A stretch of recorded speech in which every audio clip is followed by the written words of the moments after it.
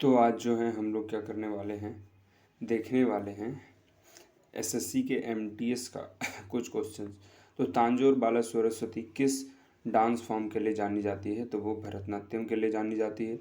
अब आगे जान लेते हैं कुछ रिलेटेड टर्म। भरतनाट्यम जो है वो तमिलनाडु का डांस है और इसको रिवाइव करने में मेन जो दो आदमी थे, ई कृष्णा अय्यर और रुक्मणी देवी अरुंडेले। और इसके जो फेमस प्रोपोनेंट्स है वो है यामिनी कृष्णमूर्ति, लक्ष्मी विश्वनाथन, पद्म सुब्रमण्यम, मृणालिनी साराभाई और मल्लिका साराभाई। ये सारे किसके प्रोपोनेंट्स हैं? ये सारे हैं भरतनाट्यम के प्रोपोनेंट। फिर कुचिपुड़ी, कुचिपुड़ी जो मेन डांस है वो आंध्र प्रदेश का है और इनको रिवाइव करने में किनका हाथ है? रागिनी देवी का। और कुचिपुड़ी की जो मेन प्रोपोनेंट्स हैं वो हैं राधा रेड्डी, यामिनी कृष्णमूर्ति और इंद्रानी रहमान। फिर उसके बाद आता है कथकली। तो कथकली जो है वो कहाँ का डांस है? कथकली आपका हो गया केरला का और इनको रिवाइव किसने किया है? वी.एन. मेनन ने। इनके जो फेमस प्रोपोनेंट है गुरु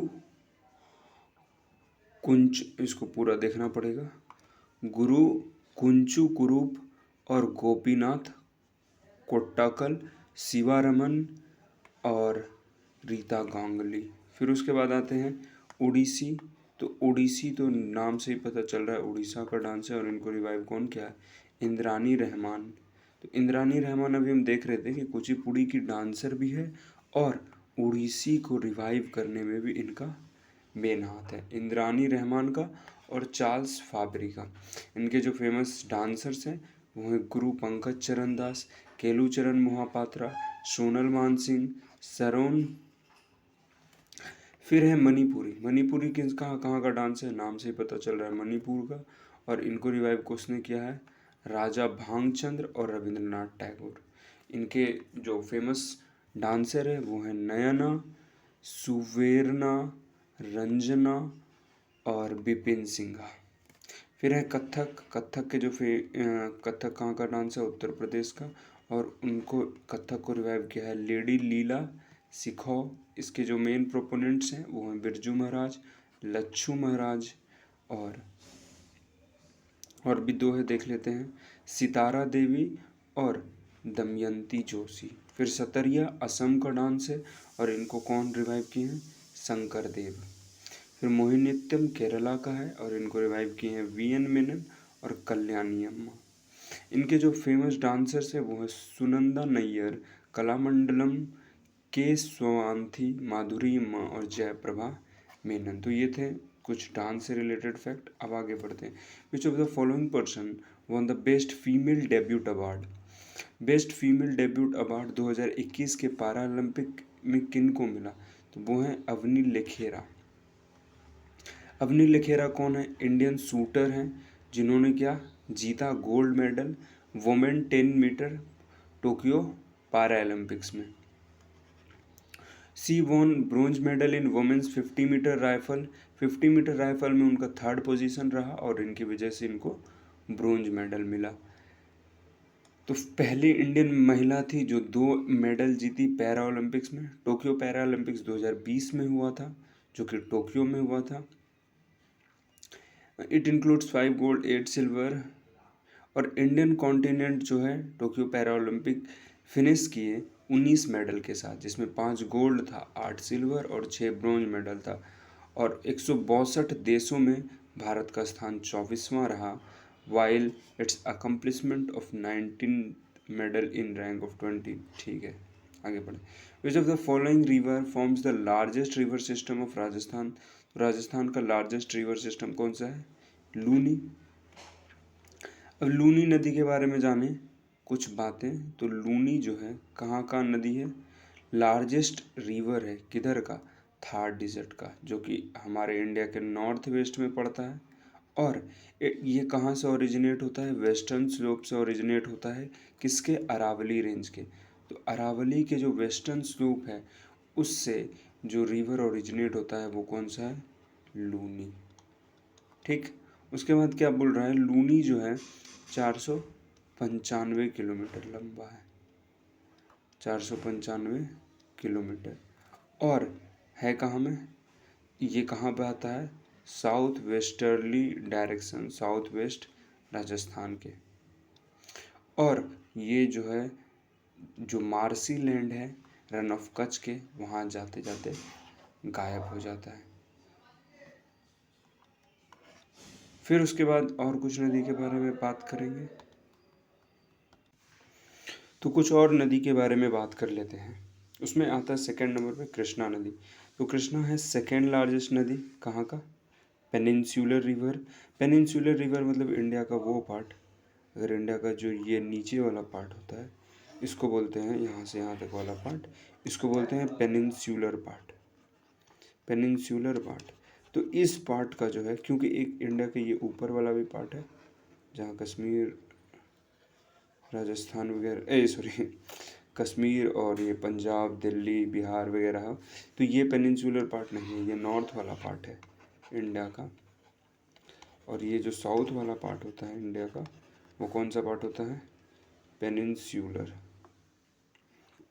ठीक, तो अगर हम इंडिया के पेनिनसुलर पार्ट में देखें तो सेकेंड लार्जेस्ट रिवर कौन सा है, सेकेंड लार्जेस्ट रिवर है कृष्णा, जो कि किस किस स्टेट का एरिया कवर करता है, आंध्र प्रदेश, तेलंगाना, महाराष्ट्र, कर्नाटका।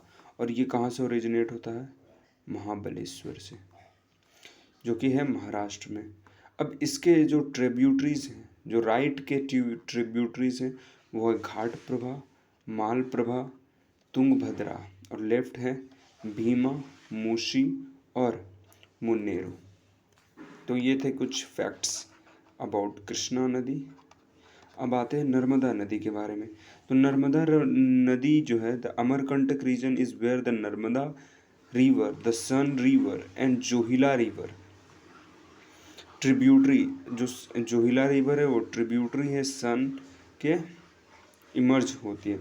तो अमरकंटक जो रीजन है इससे 3 नदी निकलती है, कौन कौन सी, नर्मदा, सन और जोहिला, जो कि और जो जोहिला है वो खुद ट्रिब्यूटरी ही है सन का। ये वेस्ट फ्लोइंग रिवर है, यानी वेस्ट की तरफ बहती है, यानी इस साइड बहती है, इधर इस डायरेक्शन में। और जो ईस्ट फ्लोइंग रिवर होगी वो इस तरफ बहेगी, जैसे गंगा आपकी ईस्ट फ्लोइंग हो गई, और ये जो है नर्मदा वेस्ट फ्लोइंग रिवर है। इस रिवर को रेवा रिवर भी बोलते हैं। रिवर कहाँ से कहाँ जाती है, गुजरात, छत्तीसगढ़, मध्य प्रदेश और महाराष्ट्र, ये नर्मदा जाती है। उसके बाद है तापी।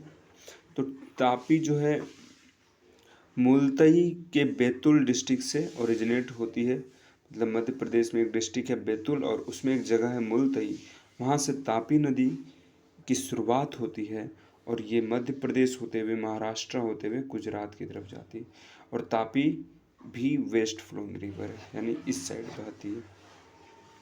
अब बोल रहा है कि इन ह्यूमन बींग में स्मॉल इंटेस्टाइन क्वाइल्ड होता है, वो कितना मीटर लंबा होता है। तो देखिए, अगर ह्यूमन बींग का जो इंटेस्टाइन का बना है तो कुछ ऐसे बनता है, ये होता है लार्ज इंटेस्टाइन, यहाँ पर से लार्ज इंटेस्टाइन मतलब कुछ इस तरह से अगर देखा जाए तो, और इसके बीच में जो है स्मॉल इंटेस्टाइन क्वाइल्ड होता है इस तरह से।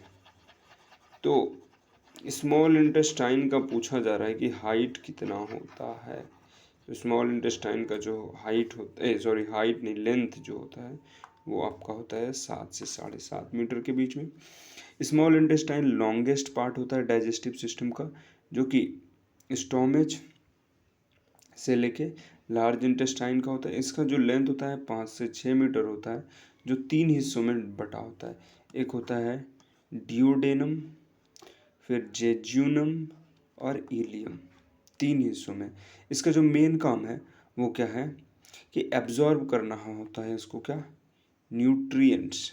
क्या करना होता है, एब्जॉर्ब न्यूट्रिएंट्स, कहाँ से, डाइजेस्टेड फूड से। जो फूड डाइजेस्ट हो गया उसमें जो न्यूट्रिएंट्स है, विटामिन, प्रोटीन और कार्बोहाइड्रेट, इन सारी चीज़ों को क्या करना है, इनको एब्जॉर्ब करना होता है। फिर उसके बाद क्या बोल रहा है कि जो मेन कंपोनेंट होता है, अब ड्यूडेनम जो है मेन कंपोनेंट है।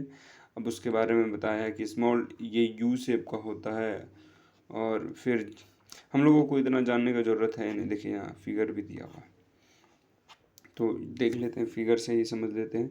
ये है ड्यूडेनम, यहाँ से देखिए शुरू हुआ स्टोमच से होते हुए ट्यू ड्यू, और ये इतना लंबा। फिर उसके बाद फिर ड्यूडेनम के बाद जो ये येलो वाला सेक्शन है वो क्या है, जेजुनम। और उसके बाद जो ये वाला सेक्शन है ये है इलियम। फिर उसके बाद ये है लार्ज इंटेस्टाइन, जो ये दिख रहा है पिंक वाला। और ये है रेक्टम, जहाँ से फूड बाहर निकलता है, डाइजेस्टेड फूड। ये स्टोमक है। तो आगे अब बढ़ते हैं। Which of the following was the first athlete, जो कि कौन है पहला एथलीट जो कि रिप्रेजेंट किया इंडिया को इन फेंसिंग एट टोक्यो ओलंपिक्स। तो टोक्यो ओलंपिक्स में इंडिया को रिप्रेजेंट किसने किया, भवानी देवी ने। भवानी देवी तमिलनाडु की है, Indian fencer to qualify the Olympics, ठीक है। सी अब टोक्यो ओलंपिक्स के बारे में वही बताया गया है कि इंडिया जो है 7 मेडल जीता, जिसमें 1 गोल्ड 2 सिल्वर। और इससे पहले हम लोग टोक्यो पैरा ओलंपिक्स की बात कर रहे थे, ये ओलंपिक्स है। आगे बढ़ते हैं। बजरंग पूनिया जो है ब्रॉन्ज मेडल जीता था मेंस रेसलिंग 65 किलो कैटेगरी में। और PV Sindhu bronze medal, Mirabai Chanu silver medal, Ravi Kumar Dahiya silver medal, Lovlina Borgohain bronze medal boxing में। तो ये सारा चीज़ जो है यहाँ से यहाँ इम्पोर्टेंट है, याद करने लायक। तो पहला देख ही लेते हैं इसको फिर से। नीरज चोपड़ा गोल्ड जीते किसमें, जेवलिन में। रवि दहिया सिल्वर जीते किसमें, रेसलिंग में, मेंस रेसलिंग में 57 केजी कैटेगरी में। मीराबाई चानू जो है सिल्वर मेडल जीती 49 केजी कैटेगरी में वुमेन्स रेसलिंग में। पीवी सिंधु ब्रोंज बैडमिंटन में। Lovlina बोगरेन bronze women welter lifter में, वेल्टर लिफ्टर बॉक्सिंग कैटेगरी में। और इंडियन मेन हॉकी टीम से ब्रोंज जीते। और फिर बजरंग पूनिया जो है ब्रोंज मेडल जीते मेंस रेसलिंग में। तो आगे बढ़ते हैं। A form of financial service which provides small loan. तो स्मॉल लोन्स कौन देती है, टू पुअर, और किन को देती है, पुअर और लो इनकम हाउस होल्ड वाले घर को। तो वो कौन सा है, माइक्रो फाइनेंस। माइक्रो नाम से ही पता चल रहा है, और फाइनेंस यानी किसी को लोन देना, फाइनेंस करना, तो माइक्रो फाइनेंस। माइक्रो फाइनेंस क्या है, बहुत सिंपल शब्दों में आप लोगों ने कुछ बैंकों का नाम सुना होगा, जैसे कि जनलक्ष्मी बैंक है। फिर उसके बाद और कौन सा है, उज्जीवन बैंक, उज्जीवन बैंक। तो ये सारी जो बैंक है वो माइक्रो फाइनेंस बैंक है, जो क्या करती है, प्रोवाइड कराती है किनको, लोन प्रोवाइड कराती है किनको, small poor household family को। फिर आगे बढ़ते हैं।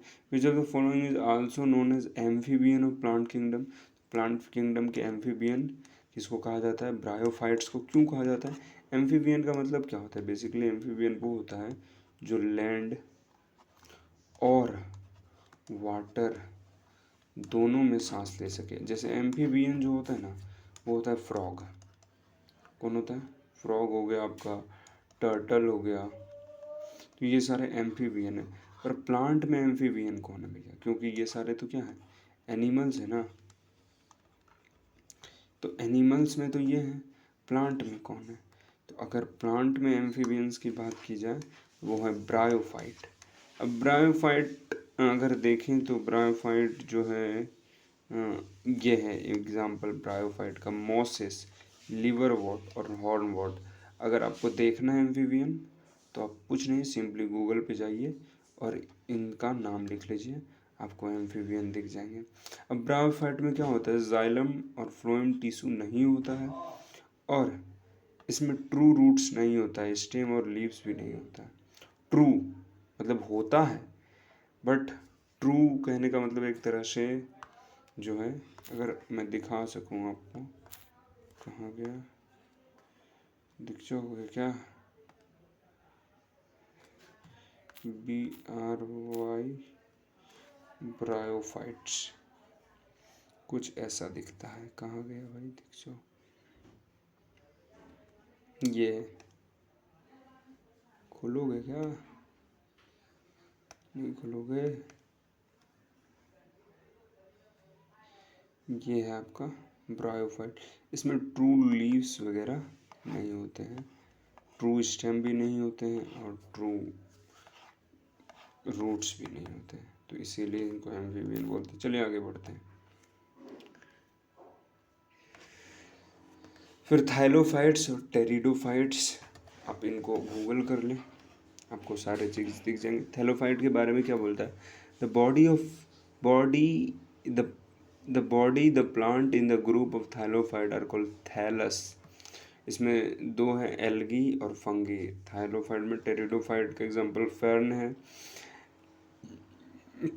एडियंटियम है, सेलेंग्लिनिया है, लाइकोपोडियम है। एंजियोस्पर्म्स में आपके हो जाते हैं मोनोकोटिलीडोन्स और डाइकोटिलीडोन्स। नहीं, एंजियोस्पर्म में फ्लावरिंग प्लांट, जो फ्लावरिंग प्लांट है वो एंजियोस्पर्म्स है।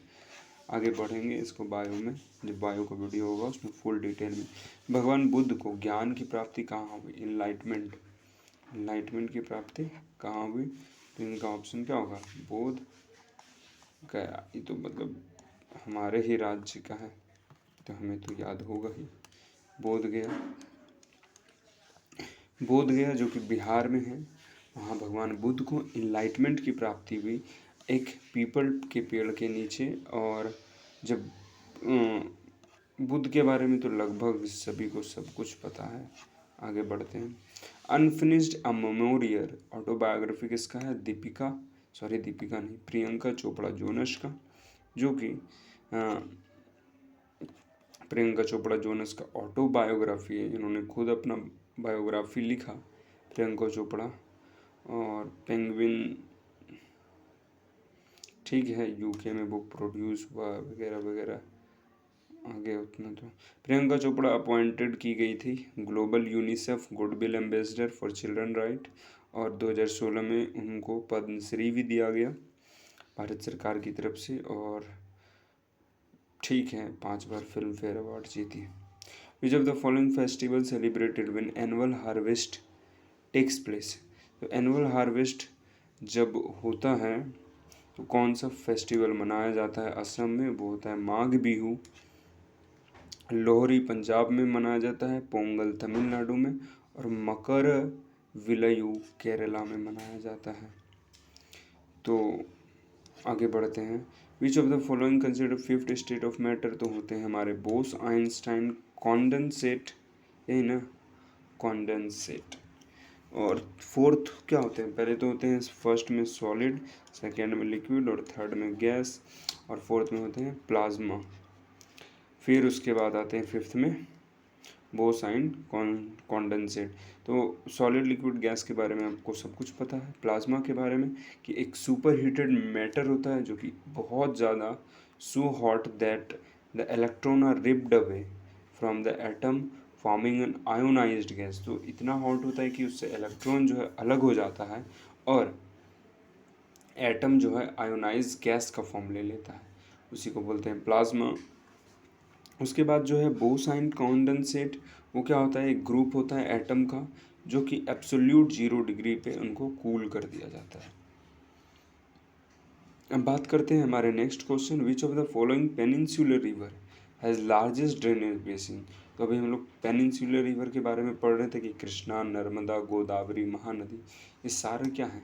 गोदावरी, कृष्णा, महानदी और नर्मदा, ये सारे जो हैं पेनिनसुलर रिवर यानी साउथ इंडिया के रिवर है बेसिकली। अगर आप समझे तो साउथ इंडिया कुछ इस तरह से जो बनती है।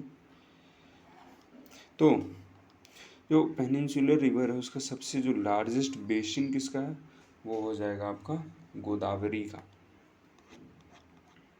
तो गोदावरी के बारे में क्या है कि गोदावरी जो है मेजर रिवर है कहाँ के? साउथ इंडिया के। और इनका जो बेसिन है वो लार्जेस्ट है।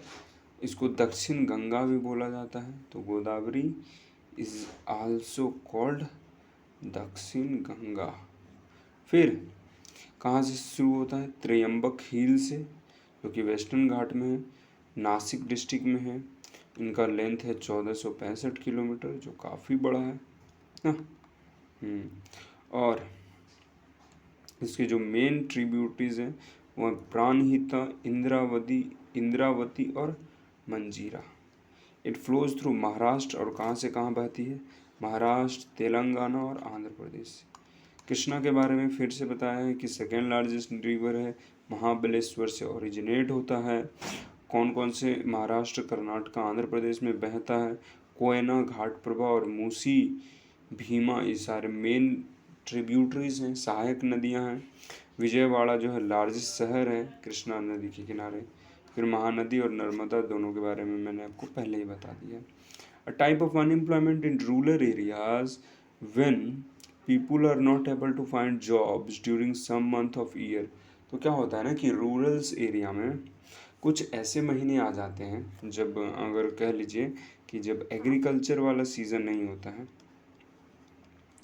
जब एग्रीकल्चर वाला सीज़न नहीं होता है तो वहाँ के लोग क्या हो जाते हैं ना, अनएम्प्लॉयड हो जाते हैं। उन लोगों के पास काम करने को कुछ नहीं होता है। तो जब लोग अनएम्प्लॉयड हो जाते हैं कुछ महीनों के लिए रूरल एरिया में, उसे बोलते हैं सीजनल अनएम्प्लॉयमेंट। जैसे कि जब ना ही बीज बोने का समय हो, ना ही हार्वेस्टिंग का समय हो, थ्रेसिंग वगैरह सब कुछ हो गया हो, तो फिर कोई काम नहीं बचता है, तो वो सीजनल अनएम्प्लॉयमेंट हो जाता है। और भी बहुत तरह के अनएम्प्लॉयमेंट होते हैं। एक होता है स्ट्रक्चरल अनएम्प्लॉयमेंट। जब स्ट्रक्चरल अनएम्प्लॉयमेंट कब होता है? मिसमैच हो जाता है स्किल वर्कर और स्किल नीडेड के तहत। मतलब मार्केट में सबसे ज़्यादा चाहिए अभी डेवलपर। क्या चाहिए? डेवलपर, जो कि कंप्यूटर प्रोग्रामिंग कर सके, सी प्लस वगैरह, C++, जावा, इन सब का प्रोग्रामिंग कर सके। तो मार्केट में डेवलपर चाहिए, बट सारे लोग जो है ना BA करके बैठ चुके हैं। समझ रहे हैं? तो चाहिए स्किल डेवलपर का, और लोगों के पास स्किल किसका है? आर्ट्स का। तो इस वजह से जब ये मिसमैच होता है तो इसको क्या बोलते हैं? Structural unemployment. तो क्या है, ना ही डेवलपर उनको हायर करेगी और इनको भी जॉब नहीं मिलेगा। फिर फ्रिक्शनल एम्प्लॉयमेंट क्या होता है कि जब when worker leave their old job but haven't yet found new one. तो क्या करते हैं कुछ वर्कर जो है अपने पुराना जॉब को छोड़ देते हैं और उनको न्यू जॉब मिलता ही नहीं। इसको छोड़े और न्यू जॉब भी नहीं मिला तो हो जाता है कौन सा? Frictional unemployment. फिर है सीजनल अनएम्प्लॉयमेंट। एक सेकेंड। सीजनल अनएम्प्लॉयमेंट क्या होता है? सीजनल तो बता ही दिए। अब आते हैं डिस्गाइज्ड अनएम्प्लॉयमेंट में। मोर वर्कर एम्प्लॉयड देन नीडेड, इसको बोलते हैं डिस्गाइज्ड एम्प्लॉयमेंट। यानी जब ज़्यादा वर्कर हों काम पे जितना होना चाहिए तो उसको क्या बोलते हैं? Disguised unemployment. Vasco da gamma, जो कि क्या थे? पोर्तुगीज एक्सप्लोरर थे। उन्होंने इंडिया को खोजा कब? 1498 में। तो पोर्तुगीज ईस्ट इंडिया कंपनी कब आई भारत में? 1498 में। वास्को डी गामा के आते ही इंग्लिश ईस्ट इंडिया आई 1600 में, डच आई 1602 में, डेनिश आई 1616 में, फ्रेंच आई 1664 में और स्वीडिश आई 1731 में। तो ये ऑर्डर याद होना चाहिए कि सबसे पहला जो कंपनी थी वो थी पोर्तुगीज़, फिर दूसरी थी इंग्लिश, जो कि कतई राज करके हमारे ऊपर चली गई। बहुत ज़्यादा दिन, 200 साल हमारे बर्बाद कर दिए, पर आबाद भी किए कुछ मायनों में बर्बाद भी किए। आगे बढ़ते हैं। तो वो जो जिस वॉयज से आए थे, जिस जो सफ़र था, उस सफ़र को नाम दिया गया क्या? केप ऑफ गुड होप, जो कि एशिया और यूरोप को पहली बार लिंक किया सी रूट से, मतलब ओशियन रूट से। और वास्को डी गामा कहाँ आए थे? Vasco da Gama discover new sea route, नया सी रूट ढूंढे इंडिया और यूरोप के बीच। कहाँ पहुँच के? कैलीकट पहुँच के, वेस्ट कोस्ट, इंडिया के जो वेस्ट कोस्ट है कैलीकट, वहाँ पहुँचे। तो नया सफ़र, नया रास्ते बन गए। फिर उसके बाद बहुत लोग आए। आगे बढ़ते हैं। Who among the following addressed the Indian National Congress as its president in 1887? तो 1887 में इंडियन नेशनल कांग्रेस के प्रेसिडेंट जो होंगे वही एड्रेस किए होंगे, वो थे बदरुद्दीन तैयब जी। तो आगे बढ़ते क्या बोल रहे हैं, ड्यूरिंग द ब्रिटिश राज, बदरुद्दीन तैयब जी जिनका जन्म इतना इतना को हुआ था, जो कि लॉयर थे, एक्टिविस्ट थे और पॉलिटिशियन थे, और वो बैरिस्टर थे हाई कोर्ट में। इंडियन नेशनल कांग्रेस के तीसरे प्रेसिडेंट बने और उन्होंने क्या स्टेबलाइज किया, अंजुमन इस्लाम कॉलेज बॉम्बे में। तैयब जी जो है कैंपेन थे जीना सिस्टम के खिलाफ और फ्रीडम ऑफ वुमेन के खिलाफ कैंपेन भी किए। जीनाना सिस्टम क्या होता है हमें भी जानना है, तो क्यों ना जाना जाए। जीनाना सिस्टम, जी नाना,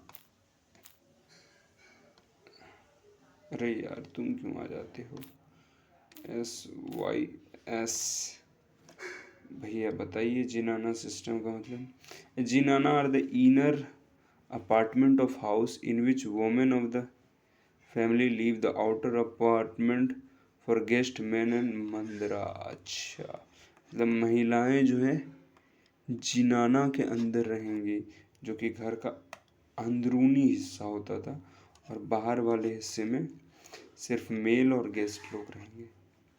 तो ये है जीनाना सिस्टम, ठीक है, अच्छा ही सिस्टम था, पर इनके खिलाफ क्या किए, वो अगेंस्ट चले गए और कैंपेन किए जो है महिलाओं को जीनाना सिस्टम को फॉलो नहीं करना चाहिए।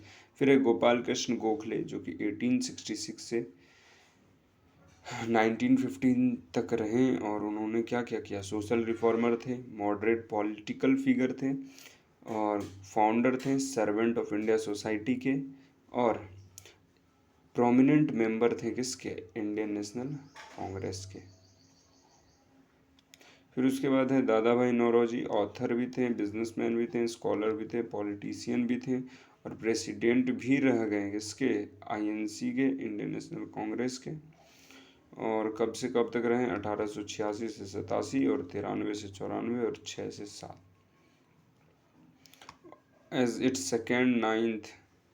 ठीक है भैया, बहुत प्रेसिडेंट रह गए हैं। फिर सुरेंद्र नाथ बनर्जी थे, Indian nationalist under British rule, तो वो भी इंडियन नेशनलिस्ट थे। आगे बढ़ते हैं। Which team lost to Dabang Delhi KC in final, 30 minute, Dabang KC in final pro kabaddi league season, तो पटना पायरेट हार गए थे दबंग दिल्ली से। आगे बढ़ते हैं। सॉइललेस एग्रीकल्चर को क्या बोलते हैं, उसको बोलते हैं हाइड्रोपोनिक्स। इसमें क्या होता है ना कि बिना सॉइल के एग्रीकल्चर हो जाता है। अगर आप इस पूरे इमेज को देखें तो आपको दिखेगा कि देखिए यहाँ वाटर पंप है, इससे वाटर निकल के सारे इसमें जा रहे हैं, किसमें, फ्लावरिंग प्लांट्स में, मतलब प्लांट्स में जा रहे हैं। और प्लांट सॉइललेस फार्मिंग में फास्ट ग्रो करते हैं। प्लांट में क्या दिया जाता है, ऑक्सीजन दिया जाता है, और जो इस पानी का जो ओवरफ्लो होता है, इससे पानी कंटिन्यूस जाते रहता है, और ये एयर पंप किया जा रहा है ताकि इस वाटर में ऑक्सीजन का लेवल मेंटेन रखा जा सके एयर के द्वारा, एयर से, और फिर उसी एयर वाले वाटर को इसमें डाले जाते हैं पानी में, और जो एक्स्ट्रा वाटर है वो वापस फिर इसी में आ जाते हैं, और इससे प्लांट फास्ट भी ग्रो करते हैं। इसका एडवांटेजेस क्या है कि प्लांट फास्ट ग्रो करते हैं, कहीं भी आप इसको सेट कर सकते हैं, रूफ टॉप, छत पे भी, ग्रीन हाउस में भी। Use nutrient solution water can be reused, और इस मेथड में क्या है, वाटर को आप बार बार यूज़ कर सकते हैं। Organic food can be cultivated without using fertiliser और पेस्टिसाइड, और इससे क्या होता है, आप ऑर्गेनिक फूड अपने घर में, प्योर फूड कहने का मतलब बिना फर्टिलाइजर्स के यूज़ का फूड, खाद वगैरह के, आप जो है आप अपने घर में खुद के लिए कल्टीवेट कर सकते हैं। पर इसके डिसएडवांटेजेस क्या हैं, इनमें हाई इन्वेस्टमेंट चाहिए और बहुत ज़्यादा टेक्निकल नॉलेज चाहिए आपको। तो आगे बढ़ते हैं हाइड्रोपोनिक्स के बाद। ये कि कौन सा आर्टिकल इंडियन कॉन्स्टिट्यूशन का जो बोलता है कि एक्सप्लॉइटेशन नहीं करो भैया, तो वो है आर्टिकल 23। वो क्या बोलता है कि भैया एक्सप्लॉइटेशन नहीं करिए। आर्टिकल 24 क्या बोलता है, प्रोहिबिट कर देता है, बोलता है रुको, 14 साल से कम के हो फैक्ट्री में काम करोगे, नहीं, ऐसा पॉसिबल नहीं है। तो आर्टिकल 24 रोकता है, प्रोहिबिट्स करता है किसको, 14 साल से कम उम्र के बच्चों को फैक्ट्री में या फिर किसी भी हजार्डस काम करने से। अब आर्टिकल 14 को भी देख लिया जाए। आर्टिकल 14 क्या बोलता है कि भैया कानून के सामने सब बराबर हो, everybody, all person are equal before the law and entitled to equal protection of law. और कानून भी सबको बराबरी से उसकी रक्षा करेगी। आर्टिकल 18 क्या बोलता है कि भैया कोई भी लोग जो है अपने आप को जो है महाराजा नहीं बोलेगा, कोई भी जो है अपने आप को सूरमा नहीं बोलेगा, मतलब अपना टाइटल कोई नहीं ले सकता है अनटिल और अनलेस अगर आपको मिलिट्री का टाइटल मिला है या फिर एकेडमिक का। यानी आपको एकेडमिक से कौन सा टाइटल मिलता है, एकेडमिक से मिलता है आपको टाइटल DR, ER, तो PhD, ये सारे जो टाइटल हैं ये आपको एकेडमिक से मिलते हैं। और मिलिट्री का क्या, लेफ्टिनेंट, सूबेदार, मेजर, जनरल, तो ये सारे टाइटल के सिवाय कोई भी जो है एक्स्ट्रा टाइटल नहीं ले सकते हैं। आर्टिकल 19 क्या बोलते हैं कि 6 को फंडामेंटल फ्रीडम आपको देंगे सारे सिटीजन को, आर्टिकल 19 बोलते हैं। 21 बोलते हैं कि आपका जो लाइफ है और जो पर्सनल लिबर्टी है उसकी सुरक्षा हम करते हैं। फिर बोलता है आर्टिकल 22 की protection against arbitrary arrest and detention, मतलब कुछ कुछ चीज़ों में आपको अरेस्ट और डिटेन नहीं किया जा सकता। आर्टिकल 25 क्या बोलता है कि आप अपने रिलीजन को आराम से फैलाइए और उसका प्रोपेगेट कीजिए, प्रैक्टिस कीजिए, पूजा अगरबत्ती धूप नमाज वगैरह जो है आप पढ़ सकते हैं। आर्टिकल 29 क्या बोलते हैं कि प्रोवाइड प्रोटेक्शन इंटरेस्ट, अब जो माइनॉरिटीज़ लोग हैं उसका जो इंटरेस्ट है उसको भी प्रोटेक्ट करता है। और आर्टिकल 30 क्या बोलता है कि आप अपना एजुकेशनल इंस्टीट्यूशन भी चलाइए अगर आप माइनॉरिटीज़ हैं। चैत्य बुद्धिस्ट आर्किटेक्चर में किसको कहा गया है, प्रेयर हॉल को क्या बोला जाता था, चैत्य, और रेक्टेंगुलर होता था चैत्य प्रेयर हॉल। विहारा मोनेस्ट्री को बोला जाता था। और स्तूपा जो है हेमिस्फेरिकल माउंड फॉर वर्शिप और मेमोरी, मतलब हेमिस्फेयर जैसा बना होता था पूजा करने के लिए या किसी के याद में भी बनाया जाता था। विहार होता था मोनेस्ट्री, पूरा धाम जिसको बोल सकते हैं हिंदी में। और चैत्य जहाँ पे पूजा प्रेयर किया जाएगा। आर्टिकल सॉरी सेंसस 2021 के हिसाब से जो इंडिया में फर्टिलिटी रेट है वो 2.1 से 2.9 के बीच में है, जो कि ठीक ठाक है, ना ही ज़्यादा ना ही कम। फर्टिलिटी रेट क्या होता है, बेसिकली अगर सिंपल टर्म में बताया जाए वो होता है कि number of children born or likely to be born to a woman in her lifetime, मतलब बेसिकली एक वुमेन जो है हाउ मैनी चिल्ड्रंस को जन्म देगी पूरे लाइफ टाइम में, वो होता है क्या, फर्टिलिटी रेट। तो जो कि इंडिया का 2.1 से 2.9 के बीच में। फिर बोल रहे कि फेमस सितार प्लेयर जो हैं वो कौन है भैया, तो वो है अनुष्का शंकर। बाकी सारे लोग कौन है, तो बाकी सारे लोग अलग अलग चीज़ को प्लेयर करते हैं। अगर उस्ताद रहमान खान का बात करें तो रहमान खान कहाँ है भैया, उस्ताद रहमान खान कहाँ है जी।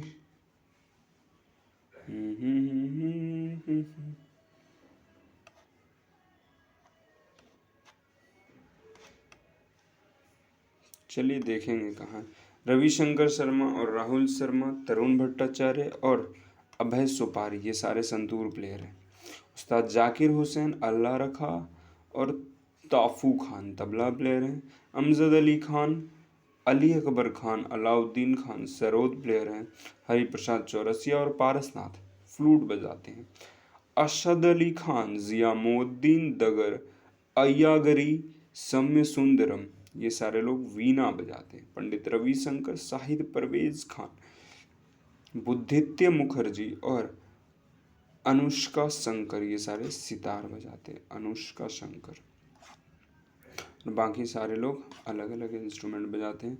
अब कॉन्स्टिट्यूशन ऑफ इंडिया के हिसाब से जो प्रेसिडेंट है हमारे वो कितने साल के लिए ऑफिस में रहेंगे, तो 5 साल भैया, और कितना साल रहोगे प्रेसिडेंट हो तो क्या। The president of India is elected by the indirect election as far as practicable. मतलब प्रेसिडेंट ऑफ इंडिया का जो इलेक्शन होता है वो इनडायरेक्ट इलेक्शन होता है, और उसका बात किया गया है आर्टिकल 55 में। Article 53 of the constitution of India mention, article 53 क्या बोलता है कि इंडिया का एक प्रेसिडेंट होगा, और आर्टिकल 55 बोलता है कि कैसे प्रेसिडेंट को चुना जाएगा। आर्टिकल 61 ऑफ इंडिया प्रेसिडेंट को हटाने की बात करता है कि किस तरह से उनको हटाया जाएगा। प्रेसिडेंट 5 साल के लिए ऑफिस में रहते हैं।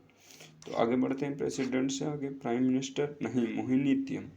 मोहिनीत्यम जो है डांस फॉर्म है, कहाँ का भैया, तो केरला का।